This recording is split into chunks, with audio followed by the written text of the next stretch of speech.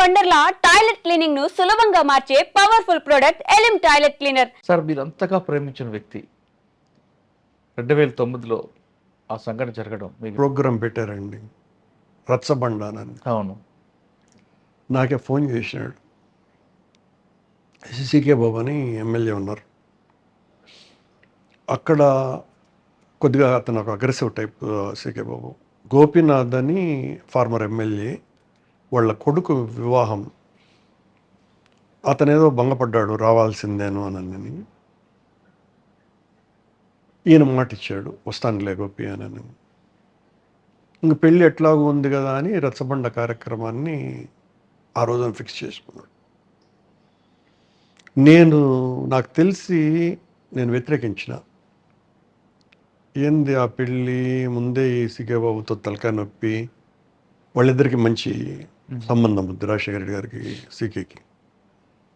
ఎందుకన్నాయా అంటే, లేదులే మాట ఇచ్చినాను అని అన్నాడు. సరే మాట ఇచ్చిన తర్వాత నేను చెప్పేది ఏముందిలే అని అనుకున్నా. మళ్ళీ ఫైన్ డే ఫోన్ చేశారు నాకు. వన్ డే చేసి, కన్నా నువ్వు పోయి సీకేతో మాట్లాడు, నేను వస్తున్నానని నేను చెప్పి అంటే, నేను చెప్పను అన్నయ్య, అతన్ని కన్విన్స్ చేయటం యాడ్ అవుతుంది. నువ్వు చేయగలవనే కాబట్టి కదా నీకు చెప్తా ఉన్నాను, పోయి కన్విన్స్ చెయ్యి. మనం ముఖ్యమంత్రి, అందరి దానికి రావాలా, ఎవరైనా పిలిచినప్పుడు చేయాలా అని నేను ఫోన్లో వ్యతిరేకించిన. వద్దు,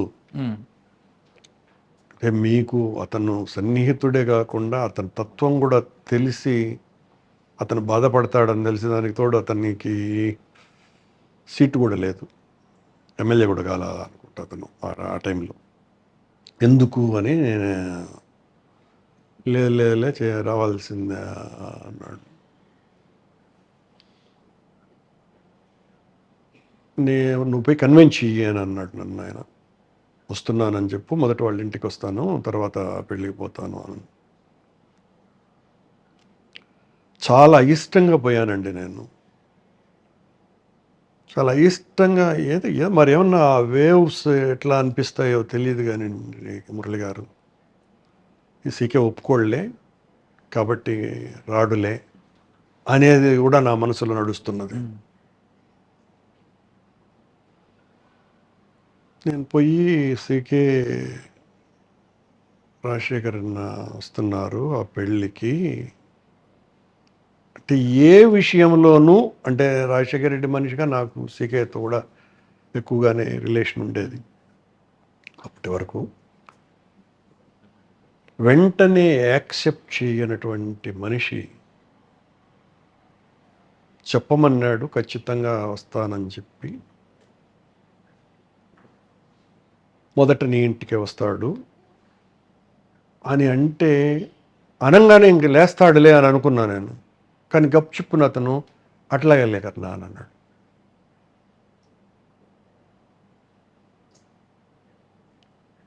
ఏంటి నాకు అవకాశం కూడా ఇవ్వలేదే అని కూడా అనుకున్నా నేను. అంటే వాగ్వివాదం చేయడానికి, వాగ్వివాదం చేసిన తర్వాత అతను వినలేదు అని చెప్దామనేది నా ఆలోచన నిజానికి. కానీ నేను రామభక్త హనుమాన్ని, రాజశేఖర రెడ్డి ఏం చెప్తే అది చేయాలా, అంతే తప్ప మిస్గైడ్ చేయటము మిస్లీడ్ చేయటము రెండు నేను చేయను. నాకు ఇతని మీద కోపం వచ్చింది, ఇట్లా మాట్లాడినాడు ఆయన. అడ్డపడతాడు అనుకుంటే ఒప్పుకున్నాడని ఇమ్మీడియట్గా ఆడి నుంచి ఫోన్లో మాట్లాడాను. సరే అని అన్నాడు. సర్లే అని అందరము అక్కడే ఉన్నాము ఆ రోజున. నెక్స్ట్ డేను కదా అది.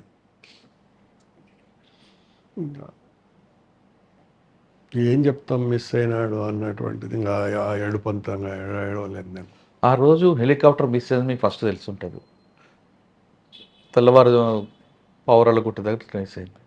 ఈ మధ్య అంతా ఎలా భరించారండి? అట్లా కాదు, అంటే 1 hour దాటిన తర్వాత రాలేదు అన్నటువంటిది. ఎందుకు రాలేదు 15 నిమిషాలు 20 నిమిషాలు అనుకుంటున్నాము. వచ్చి ఉంటుంది అని సీఎం ఆఫీస్లోకి అనుకున్నారు. నేను మళ్ళీ సీఎం ఆఫీస్కి ఫోన్ చేశాను, శర్మ గారు ఎవరికో అనుకుంటాను.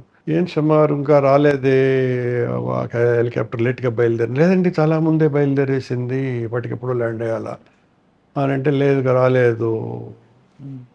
అలా ఒక అరగంట నడిచిన తర్వాత మళ్ళీ అప్పటి నుంచి ఆందోళన ప్రారంభమైంది. మీకు ఉదయం తెలిసిందా పవర్ల గుట్టలో ల్యాండ్ అయింది? తెలియదు కదా, మళ్ళీ ఎప్పుడో కదా, ఉదయం ఎట్ట తెలుస్తుంది నెక్స్ట్ డే అంటే నెక్స్ట్ డేనే. మీరు అంతగా ప్రేమించి అంత అందంగా కనిపించే చిరునవ్వు నడిచేటువంటి కాంగ్రెస్ పార్టీ పగ్గాలను ఆయన కష్టార్జితంతో సంపాదించినటువంటి అధికారాన్ని వారసుడు అందుకోవటం కరెక్టు అని గట్టిగా నమ్మిన వాడిని నేను. అంటే మీరు గట్టిగా నమ్మడం కాకుండా దాని బలం చేకూర్చే వ్యక్తులందరినీ మీరు సమూహం చేశారు. అంటే నేనే ఎందుకు అనుకోవాలే కానివ్వండి, నేను చేశాను, అనుమానం లేదు. కానీ మీకు నిర్ణయానికి వ్యతిరేకంగా రోషయ్య గారు కావడం దట్ ఈస్ డిఫరెంట్ కదా, కాంగ్రెస్ అధిష్టానం ఎలా ఉంటుంది కదా. కానీ ఊహించారు, ఎందుకంటే కాంగ్రెస్ పార్టీ ఆంధ్రప్రదేశ్ నిలబడ్డానికి కారకుడైన రాజశేఖర రెడ్డి గారికి హక్కు ఉంటుంది. కానీ ఎవరో వేరే వ్యక్తులు తీసుకురావడం ఈ విధంగా పార్టీ అధిష్టానం నిర్ణయం తీసుకుంటుందని మీరు ఊహించారా? తీసుకుంటుందేమో అన్న భయంతోటనే కదా వెంటనే జగన్మోహన్ రెడ్డి గారిని ముఖ్యమంత్రి కావాలా అని అనుకున్నది. అంత బాధలో కూడాను. కానీ కాలేదు కదా. కాలేదు అంటే మా బలం తక్కువే కదా, మనది మనోబలమే కానీ సంఖ్యాబలం కాదు కదా. రాజశేఖర రెడ్డి గారి తర్వాత ఆ కుటుంబంతో విజయంతో కానీ జగన్మోహన్ రెడ్డి గారితో కానీ ఆ బంధం ఎలా కొనసాగింది? ఎప్పటికీ కొనసాగుతూనే ఉంది, ఎప్పటికీ కొనసాగుతుంది. ఇప్పుడు ఏం చేస్తుంటారు? మీ లక్ష్యం ఏంటంటే ఇప్పుడు మళ్ళీ జగన్మోహన్ రెడ్డి గారిని అంటే మీ కోరిక ముఖ్యమంత్రిగా చేయటానికి ఎంత కష్టపడాలనో అంత కష్టపడతాను. అంటే తండ్రి ఈ పేరు ఎలాగొచ్చిందో అదే విధంగా జగన్మోహన్ రెడ్డి గారు కూడా రావాలని కోరుకుంటున్నారా? ఖచ్చితంగా కోరుకుంటాను, ఖచ్చితంగా కోరుకుంటాను.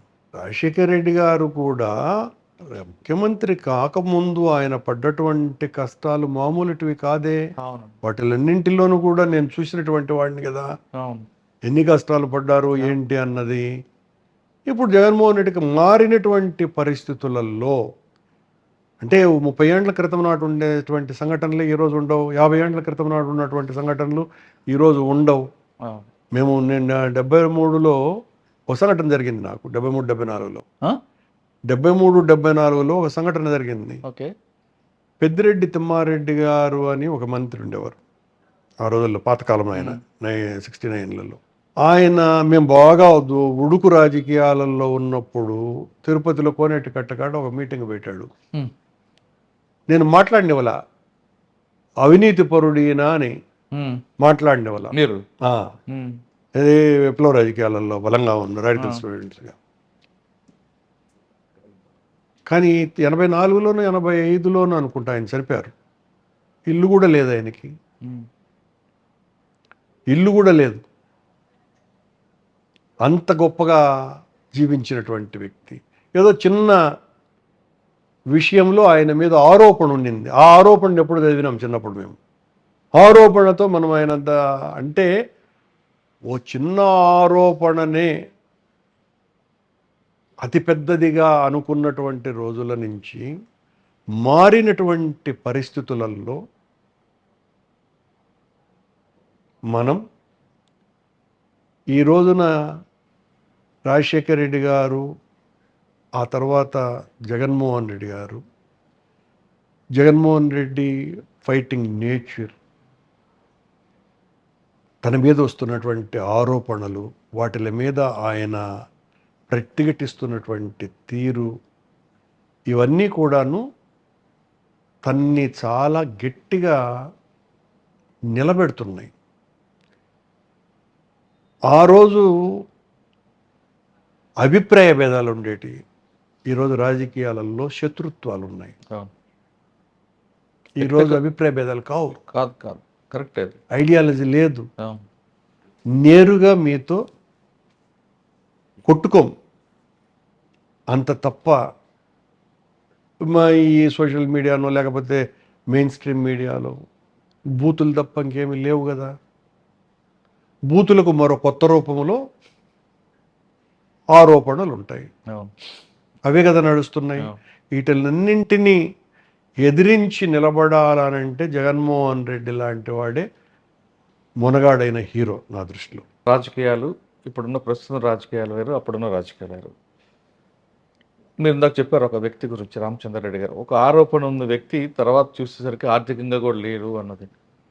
ఇప్పుడు ఆరోపణలే ప్రధానంగా ఉంటున్నాయి, ఆర్థికంగా అనేది వేరే విషయం వస్తున్నాయి. ఇందాక మీరు చెప్తున్నట్టు బూత్ రాజకీయాలు ఎక్కువై. ఇటువంటి పరిస్థితుల్లో ఇంకా రాజకీయాలు చేయగలమా లేదా అనే భావన ఎప్పుడు వచ్చిందా మీకు?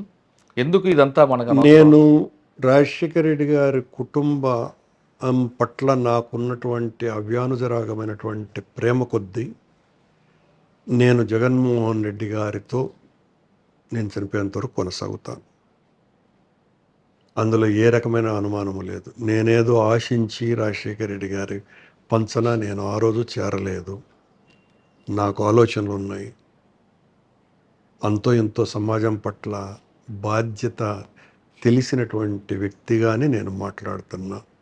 నాకు జగన్మోహన్ రెడ్డి గారు మళ్ళీ ముఖ్యమంత్రి అవ్వాలన్నటువంటి గాఢమైన నమ్మకం ఒకవైపున, దానికోసమని కష్టపడటం మరొక వైపున, రెండింటినీ సమ్మిళితం చేసుకొని పనిచేస్తాను. కానీ మీరు స్టూడెంట్ దశ నుంచి రాడికల్ మూమెంట్లు, ఆ భావజాలం కనిపిస్తుంటుంది, ప్రశ్నించే తత్వం ఉంది మీలో.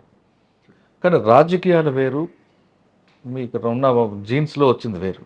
రాజకీయాలు అంటే ఒకప్పుడు రాజకీయాలు మీరు చెప్తున్నది కాకుండా ఇప్పుడు డబ్బుతో కూడుకున్న రాజకీయాలు, బూతులతో కూడుకున్న రాజకీయాలు వస్తున్నాయి. కాబట్టి మీరు దీన్ని ఎలా, మీ జీన్స్లో ఉన్నదాన్ని ఎలా దీన్ని మీరు ఓవర్కమ్ చేస్తున్నారండి? అది మీకు స్వతహాగా దీన్ని జయించింది రాజశేఖర రెడ్డి గారు, రాజారెడ్డి గారుల ప్రేమ. నా మీద చూపించాల్సిన అవసరం వాళ్ళిద్దరికీ లేదు. కానీ ప్రస్తుత పరిస్థితులు వేరండి. చెప్తున్నా లేదు. కానీ వాళ్ళు ఇచ్చినటువంటి ప్రేమ ఆ కుటుంబానికి నన్ను కట్టి పాడేసింది. ఆ కట్లు తెంచుకోవటం నాకు ఇష్టము లేదు, తెంచుకోను కూడా.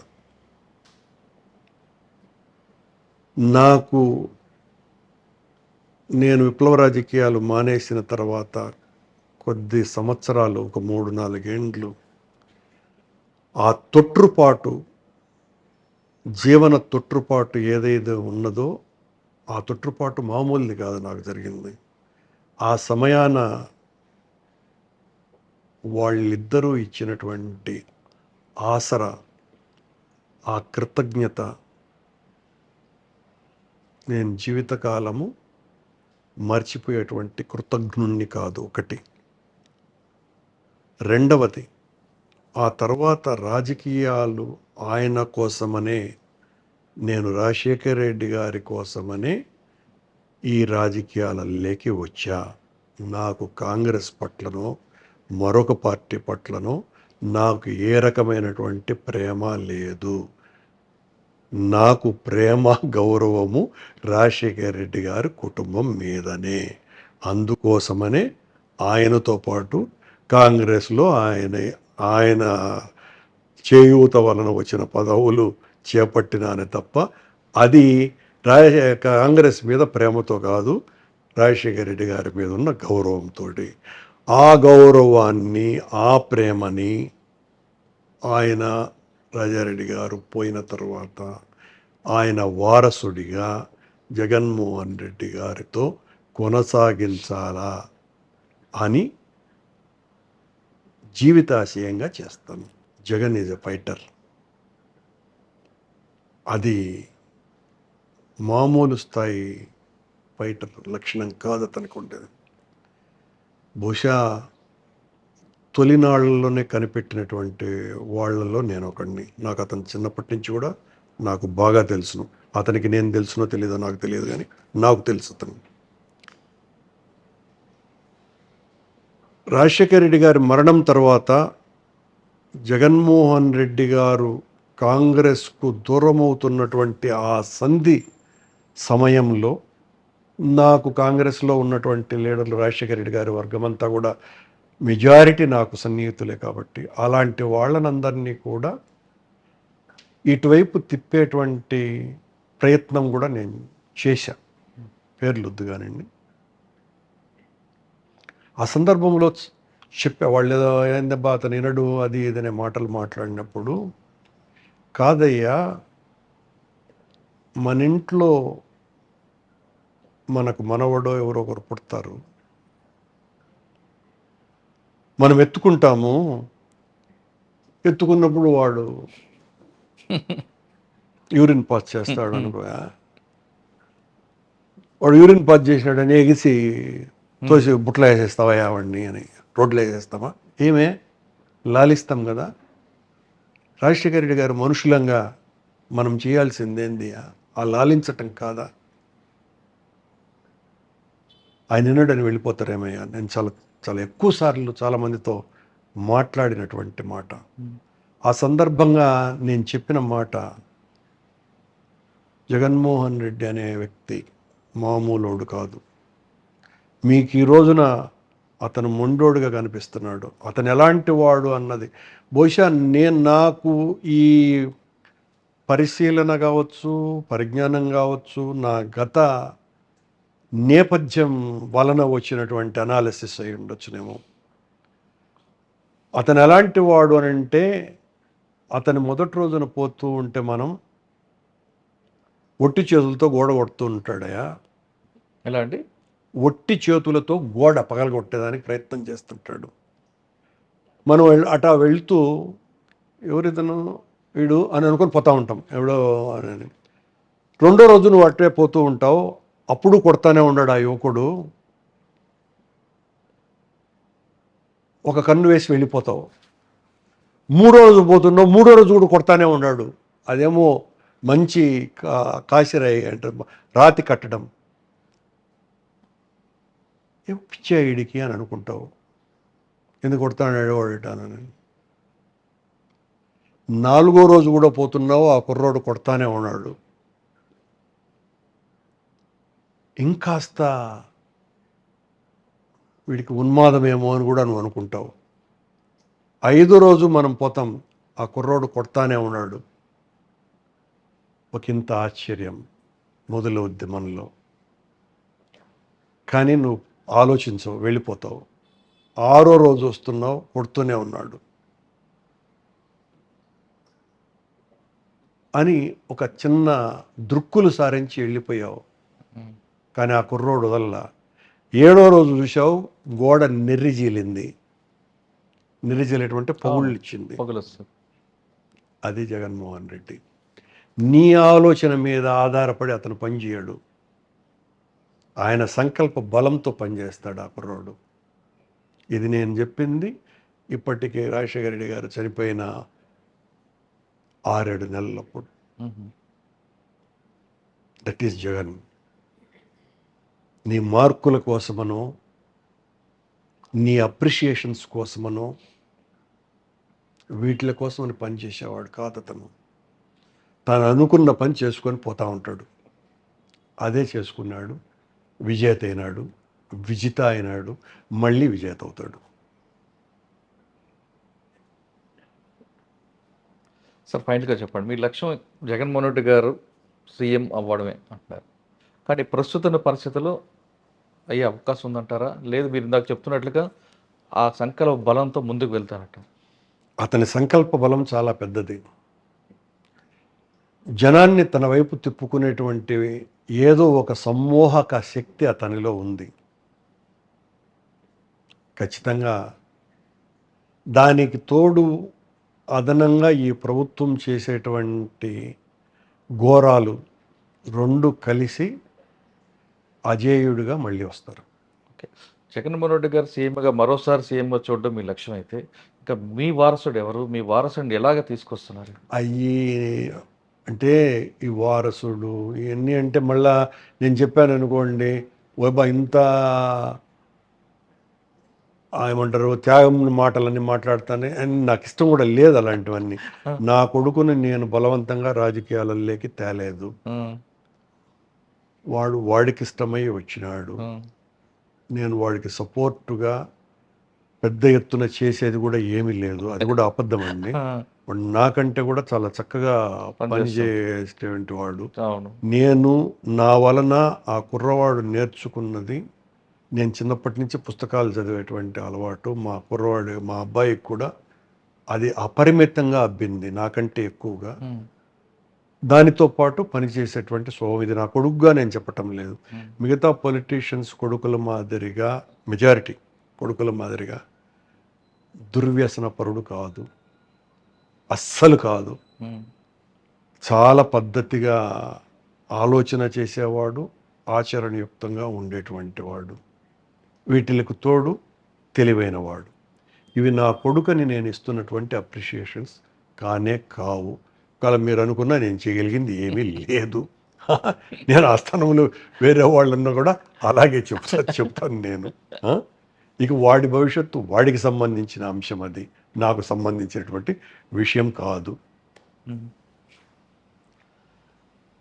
ఇప్పటికైనా సరే జగన్మోహన్ రెడ్డి గారు మరొకసారి ముఖ్యమంత్రిగా చూడడమే నా లక్ష్యం అంటున్నారు భూమన కరుణాకర్ రెడ్డి గారు. ప్రతి మనిషికి ఒక వ్యక్తి సహాయం చేస్తారు, కానీ ఇప్పుడున్న క్రమంలో ఇప్పుడున్న కాలంలో ఒక చేసిన సహాయాన్ని మర్చిపోతున్న ఈ కాలంలో ఆయన మాత్రం రాజశేఖర్ రాజారెడ్డి గారి కుటుంబాన్ని ఇప్పటికీ మర్చిపోతున్నారు. ఆయన చేసిన సహాయం అనేది అంత గొప్ప సహాయం. ఇప్పుడు పరిస్థితులు ఎలాగుందంటే కుడి చేతితో సహాయం చేస్తే ఎడం చేయకూడదు తెలియకూడదు అనే భావన రాజారెడ్డి గారి కుటుంబం నుంచి వచ్చింది. అది ఉనికి పుచ్చుకున్నారు భూమన కరుణాకర్ రెడ్డి గారు. ఎంతలా ప్రేమిస్తున్నారంటే ఆయన రాజశేఖర రెడ్డి గారు చనిపోయిన రోజు కూడా నేను పోతే బాగున్నా అనే మాట వచ్చిందంటే అది వాళ్ళ రక్త సంబంధం. అంటే కేవలం రక్త సంబంధం కాదు, ఏ జన్మలోనూ మిస్ అయిన బంధం ఏమో అని అనిపిస్తుంది. ఇది ప్రతి వ్యక్తి భూమన కరుణాకర్ రెడ్డి గారితో నేర్చుకోవాల్సిన విషయం ఏంటంటే సహాయపడిన వ్యక్తికి ఎప్పుడూ జీవితం మర్చిపోకూడదు అనేది భూమా కరుణాకర్ రెడ్డి గారు నేర్పుతున్నారు. ఇది భూమా కరుణాకర్ రెడ్డి గారితో ఎక్సలెంట్ ఇంటర్వ్యూ. వచ్చే వారం మరో గెస్ట్తో మళ్ళీ కలుద్దాం. ఇంతవరకు నమస్తే. Thank you sir, thank you very much. Thank you.